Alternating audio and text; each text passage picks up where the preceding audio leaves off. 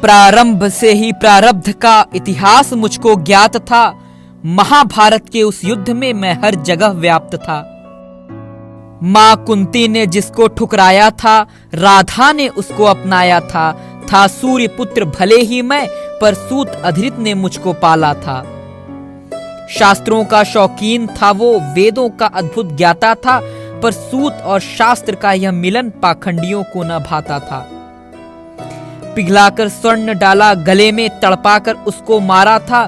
परिवर्तन की चाह में मैं भी भटक रहा था। दुर्योधन का मित्र भले था मैं, पर मैं पांडवों का भी ज्येष्ठ था। स्वयं देवराज इंद्र जिससे मांगे कवच कुंडल की भीख, मैं वो दानवीर सर्वश्रेष्ठ था। जीवन और मरण के बीच जब भयानक द्वंद्व छिड़ा हुआ था, तब अर्जुन के रथ का पहिया कीचड़ में फंसा हुआ था। चाहता तो तब मैं अर्जुन के प्राण हर सकता था, कौरवों के विजय और उन्माद की वजह बन सकता था। लेकिन गुरु परशुराम की शिक्षा का न मैंने अपमान किया, पर्याप्त समय दिया अर्जुन को और उसका इंतजार किया।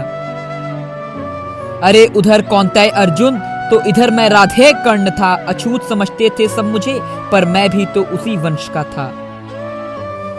जब नीति और अनीति के बीच घमासान युद्ध छिड़ा हुआ था, तब पांडवों की राह में मैं चट्टान बनकर अड़ा हुआ था। परंतु महाभारत के इतिहास का मुझे तो स्वर्ण अक्षर बनना ही था। पांडवों की ही विजय, इसके लिए तो मुझे मरना ही था। लेकिन माधव का वो षड्यंत्र मैं समझ ना पाया था, जब अर्जुन ने मुझ निहत्थे के ऊपर बाण चलाया था। अब किसे करूं मैं सवाल, और क्या जवाब मैं मांगता, जब हमारे रिश्तों की सच्चाई स्वयं अर्जुन नहीं जानता। प्रश्न अर्जुन से नहीं, प्रश्न तो मुझे अपने पिता सूर्यदेव से था कि कैसे श्री कृष्ण ने आदेश पर आपने कुछ पहर अधिक इस धरा पर बिताया था।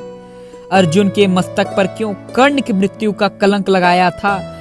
धर्म और अधर्म के बीच जीत हमेशा धर्म की ही होती है। अपने वीर पुत्रों की विदाई पर स्वयं धरती माँ भी रोती है।